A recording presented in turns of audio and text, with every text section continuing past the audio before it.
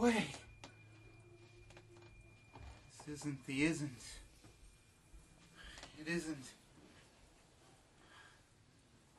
It ain't. An instant.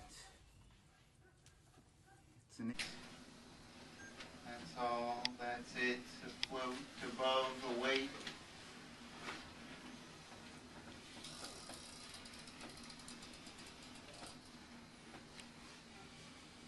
Still a ticking away. Way of all things, waves at you. Oh, stretched out as far as the eye can see. Long as the paper is delivered on a tide of ink. Long as they're still printing stories, even if it's ones they've told before. In a way, it's a comfort, knowing some things are the same as when you left them. It's a comfort in the way it's comforting to hear an echo, knowing there's something solid out there to bounce off. Rising costs of vital resources cause widespread unrest and outbursts of violence. Bit wordy for a headline. Stretched it to the limits, put it to the test, but just as true as it ever was. Just now it reaches more people, covers more ground. But it can be uncovered, sent forward on another heading, toward another ending, even the stories that we've told before. This one, for instance, I got what I was after in the end. I got here, tucked in snug.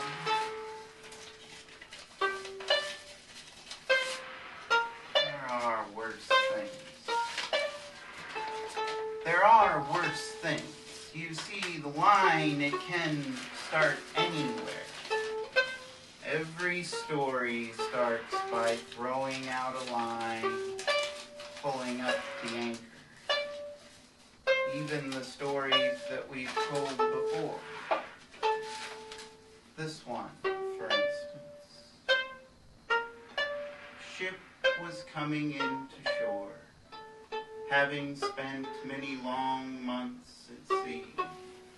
Had been a successful voyage, and they headed home happily. A crew united by a single purpose and heavy pockets, and their loved ones waiting for them on the shore. This spirit of levity persisted so consistently that they were not prepared when a great storm swept in from deep at sea, following them just as they approached the craggy coast, and pushing them into the rocks, tearing off the bow and spinning them around, taking down the stern and sending forth a massive wave that tore the main mast off. When they did not arrive, their loved ones were surprised. They set out to search for them, but the ship had been obliterated so completely. There was no evidence. No flotsam on the waves, other than the captain's shirt. That's the simple version. Told it scores of times in a multitude of incarnations. It can be embellished or expanded, outright altered. That's the beauty of it. It's a knot that anyone can tie given practice. A trifling entertainment adapted as an outlet, source of shelter. Every story is a mask, a guise for revelation. That is the grandiose, high-winded way of putting it. That's just how they put it before they cut me loose, set me adrift. They said it to each other just to hear it said aloud, but when it came down to me, it came down as a verdict. But, get ahead of myself, we're not there yet. I'm Albert Ripton, and I have tendencies for that. I am an envoy. This pillow is an anchor, holding down, chain of feathers, less than heavy, holding steady. I'm the one that just told you a story. You were here, you heard it, all of you. You helped to make it true. Even if no one will vouch for its veracity, it's taken hold in ways you can't predict. An unseen force will veer the wind, change in course.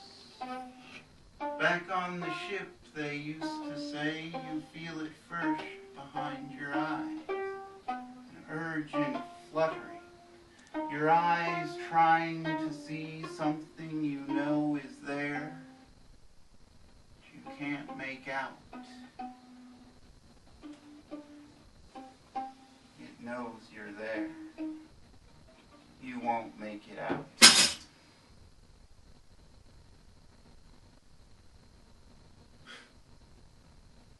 Bottle glass. It's all distortion. Has tendencies for that. Could have sworn that the ship was smaller. I recall it was tight quarters, but memory ain't a place for storing accurate dimensions. The ship was large enough to hold a crew. Several passengers, so-called, all working to secure their passage. A closed economy on the open seas. A colony erasing the distinction between distance and destination. Racing out from our respective nations. There were many ships like this in those days when exile was high fashion. Every piece of land was casting out its native sons. Torn from the dirt that fed their roots, they filled these boats in droves. Cast off, put on, each ship became an aimless nation to itself. I found a vessel. I found passage. Found myself a citizen in one such makeshift population. As a floating nation, we had no collected rituals. Each of us on the verge of dereliction carried what small scraps we could cling to, carried from our far-flung places. We had habits.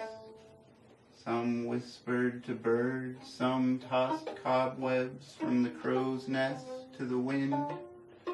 Some refused to look at flags for fear that they might be attacked. Starved as we soon were for solid ground, a sense of place, we feasted on each other's histories, exotic and mundane, either version giving equal sustenance until none of us would look at flags.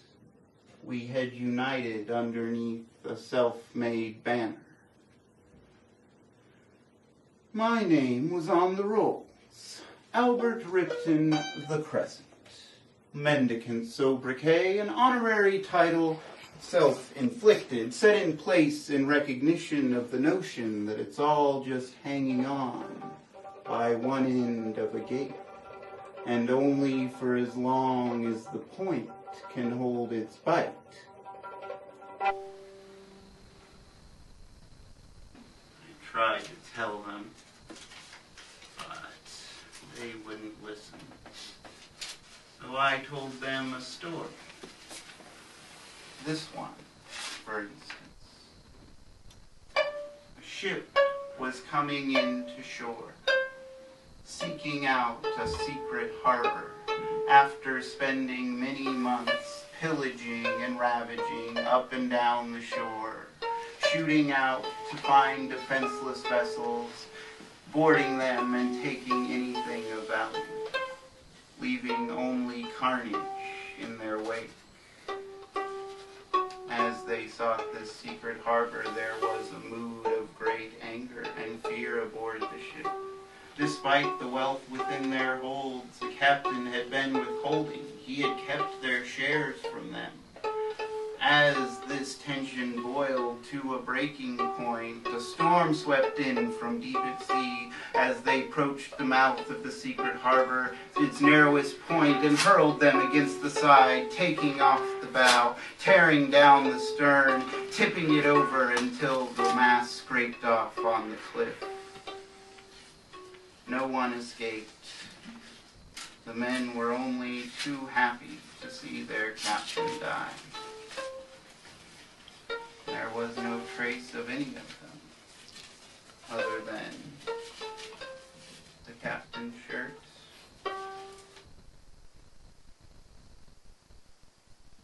Just like that. Bursted bubble, breath of air, taste of salt. The open sea is open perpetually, open-ended.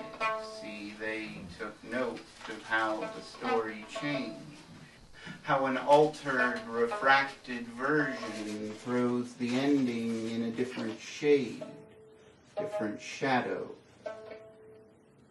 Every story is a prism, a vessel for collecting and dispersing light. He said that back home just before they kicked me out. Could be I was made the envoy just because I heard it and made it true. This was in the early going, back in the days before volcanoes came. There are worse things. There are worse things come to take you off your sea legs. The loosest snatch your eye. There are unresolved unfortunates, unaccounted for. I got what I was after in the end. I got here tucked in snug. I can reach out my hand and break the surface. Even in the early going there were mutterings, trembling mentions of the Bemtide, sotto voce, not escaping notice as the tumbling motion of the sea carried on whispering beneath the hull, following a bearing on an endless cushion laid across the low, hard surface of the earth, all across, from stem to stern, from boom to bow, from dips just ankle deep to valleys at full fathom 5, as far as you can see. Second surface soft, breaking at the slightest touch, as a needle pierces a hand employs too far a reach. The second surface is too deeply breached. It swallows and consumes unwary mariners, only coughing up a ripple, minuscule, a ripple that will never reach the shore. Second surface covering a lack of evidence, a vast collection covering the charnel vortex of the Bemtide. Traversed. A second surface flown over in the face of gravity in pursuit of buoyancy, floating as a vital resource, an absolute necessity, a well-guarded commodity. There was no secret of it as the ship pitched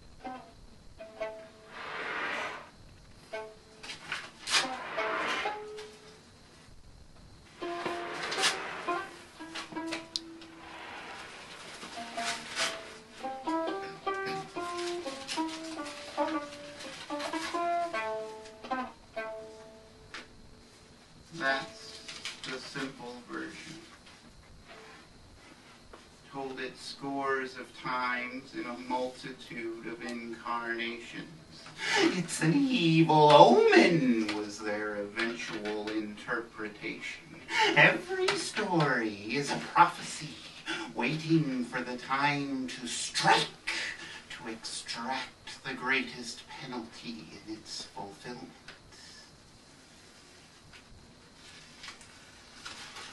That is the paranoid and fatalistic way of putting it.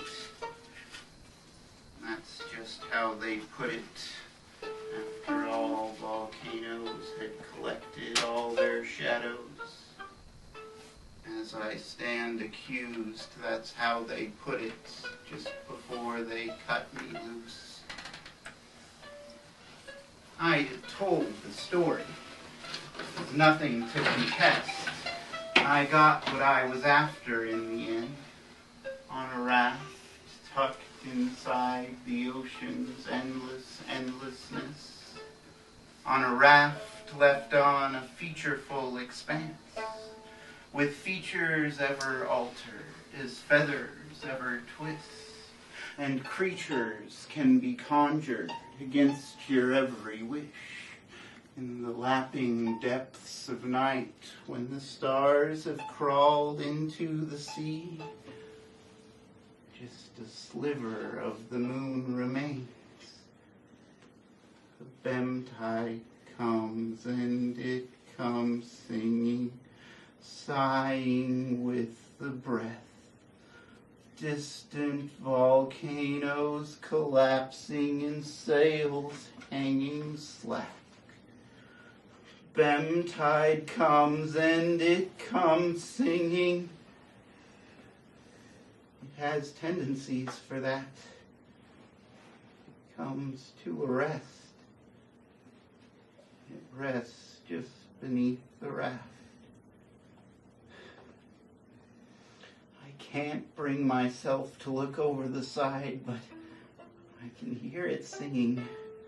Can picture where it's been, a shredded damsel with a dulcimer grinding in its grasp, drunk on the milk of paradise, an ecstatic convolution, torrential writhing, a stranded heart that pumps the ocean.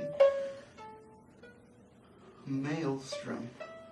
It only needs to graze against the bottom of the raft. Only needs to make the slightest contact to pull us down into its pits. All it would take to end it all is to reach out my hand, break the surface, and descend, become that singing.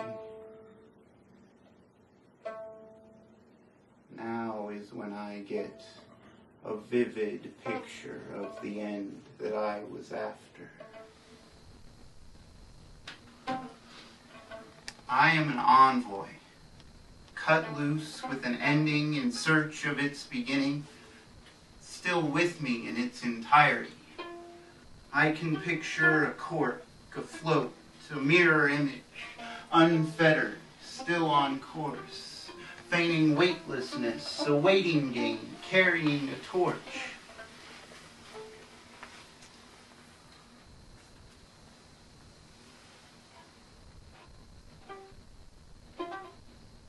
Beacon in the void, pleading in the voice, something solid to throw the light down on, something to bounce an echo off, something beneath my feet.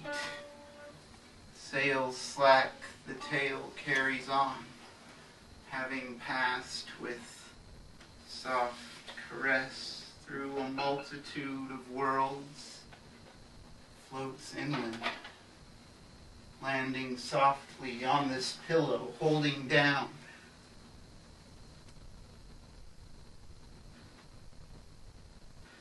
I do not want to sink, even into sleep.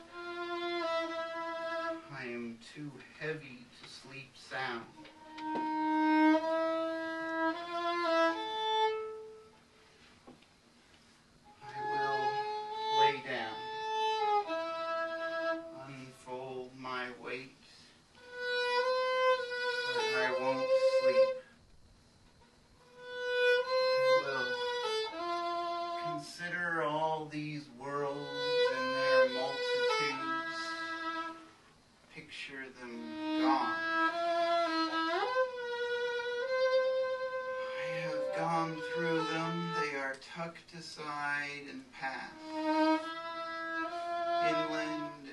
of sight, out of reach of the Bemtide's appetite.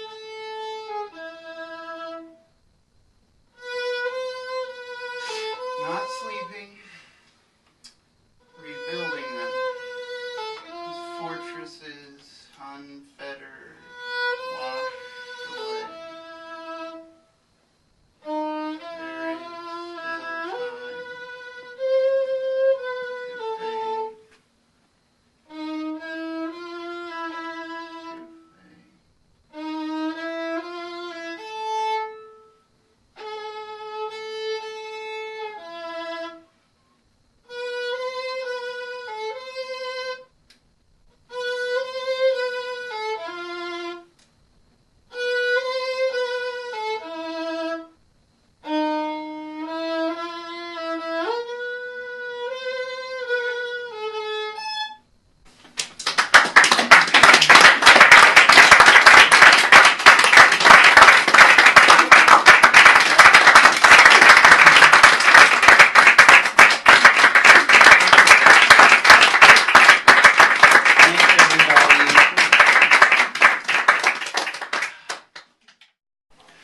And you don't, that's pretty much the depth where you're going to be, right?